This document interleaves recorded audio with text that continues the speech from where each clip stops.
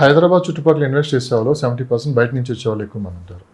అయితే ఆ మార్కెట్ అంతా అమరావతి వైపు మళ్ళిందా అంటే హైదరాబాద్ వచ్చి ఇప్పుడు లోకల్ అమరావతిలో కూడా డెవలప్మెంట్స్ ఏ విధంగా జరుగుతున్నాయో మనం చూస్తూనే ఉన్నాం.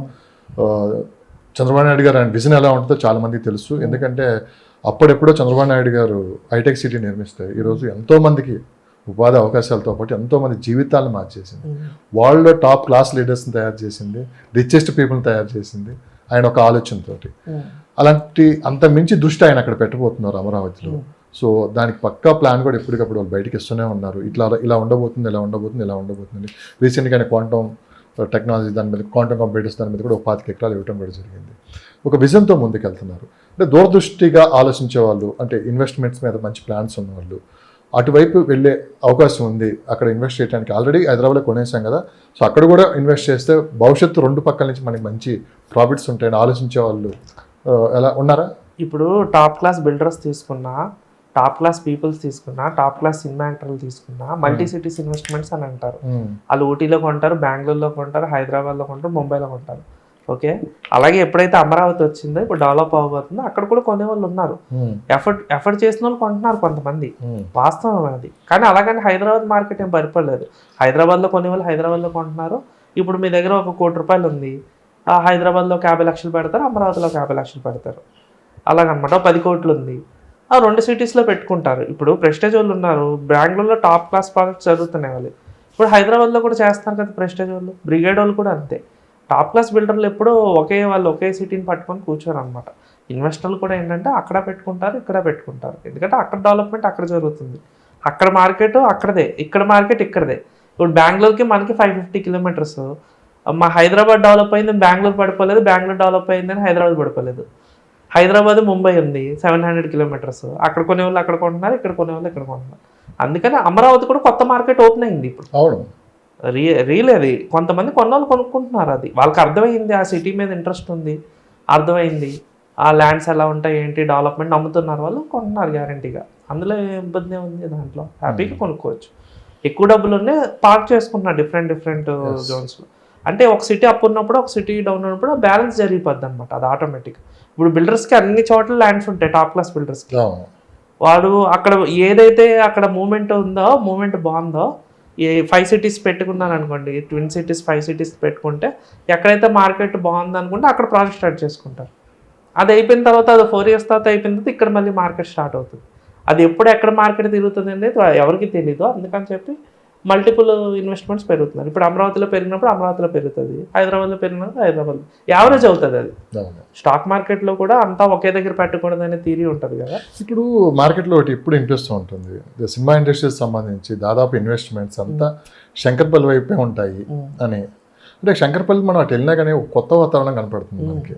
అంటే అంత దూరం వెళ్ళినా కానీ హైదరాబాద్లో ఉన్న ఫీలింగే ఉంటుంది. హైదరాబాద్కి ఎక్కడ అది 25 కిలోమీటర్స్ ఎక్కడో దూరంలో ఉంది.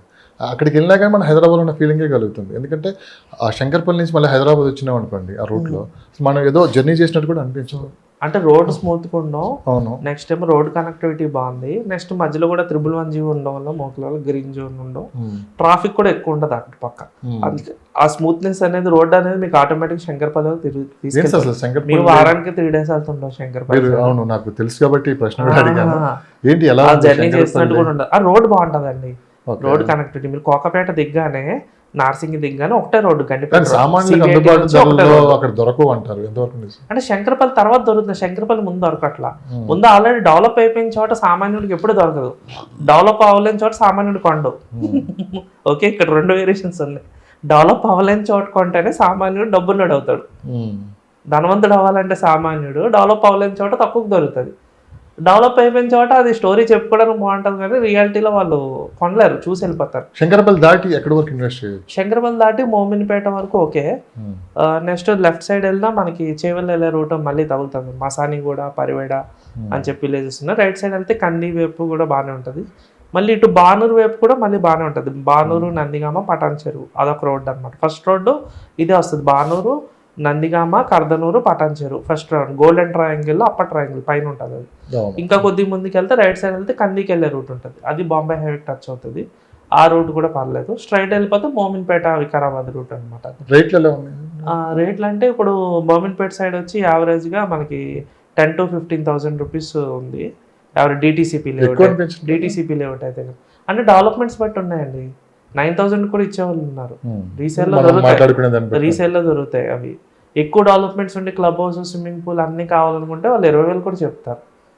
ఓకే, మధ్యలో ఫామ్ ల్యాండ్స్ తీసుకుంటే 7,000, 6,000 అలా ఉంటుంది. ఈ బానూరు సైడ్ ఏంటంటే ఇప్పుడు ఇల్లు కట్టేసుకోవచ్చు. బానూరు, నందిగామ, ఈ గోల్డెన్ ట్రయాంగిల్ ఇల్లు కట్టుకోవచ్చు. అక్కడ యావరేజ్గా వచ్చి హెచ్ఎండి వచ్చి యావరేజ్గా 30,000, 35,000 అలా ఉంది, డెవలప్మెంట్స్ బట్టి, టౌన్కి దగ్గర బట్టి. ఫామ్ ల్యాండ్స్ అయితే అరౌండ్ 15,000, 13,000 ఆ రేంజ్ ఉన్నాయి అన్నమాట. అలా అది మళ్ళీ హౌసింగ్ బెల్ట్ అదంతా కూడా. అది అక్కడ నుంచి ఐటీ హబ్ మీకు 30 minutes ఏది ఫైనాన్షియల్ డిస్ట్రిక్ట్ కానీ లేకపోతే నియోపోలిస్ కానీ ఇదంతా కూడా. కిందికి వెళ్తే మళ్ళీ మోకిలా, అదంతా కూడా పీస్ఫుల్గా ఉంటుంది, ఓవర్ క్రౌడెడ్ ఉండదు, ఎయిర్ కూడా బాగుంటుంది. అక్కడ హ్యాపీగా హౌస్ కట్టుకొని హ్యాపీగా వెళ్ళొచ్చు. ఇన్వెస్ట్మెంట్కి బాగుంటుంది, ఇది బాగుంటుంది. ఎందుకంటే కూకట్పల్లి నిండిపోయింది. ముంబై హైవేలో కూకట్పల్లి, మియాపూర్, అమీన్పూర్ ఇవన్నీ ఫుల్ అయిపోయాయి. ఇంకెక్కువ మాట్లాడకూడదు కూడా దాని గురించి, ఎందుకంటే అంత ప్యాక్ అయిపోయింది. ఇప్పుడు జనం వెళ్ళి కొనుక్కున్న రిస్కే అది, ఎందుకంటే బయటకు రాలేరు. బయటికి ఇప్పుడు మనిషి అక్కడే లాక్ అయిపోతాడు. ఇంకా ఇప్పుడు ఓవరాల్ బయట మీరు ఎక్కడున్నా ఫోన్ చేయగానే మీరు మీ ఎందుకు వచ్చాను తొందరగా అంటే ఓవరాల్ దగ్గరలో ఉన్నాం కాబట్టి వచ్చాం. అదే మీరు కూకట్పల్లి నుంచి రమ్మనండి, కూకట్పల్లి సిటీయే కదా, రమ్మనండి, గంట పడుతుంది రావడానికి. ఓకే, పోలీస్ కూకట్పల్లి ఎంత ఉంది కదా, శంషాబాద్లో ఎంత ఉంది? శంషాబాద్లో 40,000 వేసుకోండి, కూకట్పల్లిలో 1,50,000, 2 లక్షలు ఉంది. మన ఆక్షన్లో 3 కూడా వెళ్ళింది. కొన్ని యావరేజ్గా 1,50,000, 2 లక్షలు వేసుకున్నా అక్కడ ఫేక్ అంటారు. నిజమేనా? అంటే 3 lakhs కూకట్పల్లిలో అనేది, తర్వాత ఆ ట్రాన్సాక్షన్ జరగలేదు అని కొన్ని మాటలు వినిపిస్తున్నాయి. ఎంతవరకు అంటే ఫుల్ పేమెంట్ కట్టిన తర్వాత చూడాలి. ఫుల్ పేమెంట్ ఇంకా కట్టలేదు అనుకుంటా. అది ఓకే, జస్ట్ టోకెన్, ఇది జస్ట్ ఆక్షన్స్ వేసి కొద్ది మీడియా హడావుడి చేస్తుంటారు. ఇది కామన్ గా జరిగేది. అందుకే ఇంట్రెస్ట్ ఉన్న వాళ్ళు కరెక్ట్ గా అది మార్కెట్ మీద ఎఫెక్ట్ పడుతుంటాయి. మరీ ఓవర్ రేట్ చెప్పేసిన ఏంటంటే రియల్ గా కొన్ని వాళ్ళు భయపడిపోయి ఆగిపోతారు. ఓకే, ఇప్పుడు నియోపోలిస్ లో కూడా జరిగింది అది. అదే అవునవును, అక్కడ రియాలిటీ 30 నుంచి 50 కోట్లు రియాలిటీ, 100 కోట్లు ఎవడో చేసాడని చెప్పి అది అందరికి ఆపాదించేసి అసలు రియల్ గా లేదు ఇదంతా అని చెప్పి దుష్ప్రచారం జరిగింది. పాజిటివ్ గానే నెగిటివ్ ఎక్కువ ప్రచారం నెగిటివ్ సోషల్ మీడియా వచ్చిన తర్వాత అదే అక్కడికి ఆ పాయింట్ కి వస్తుంది.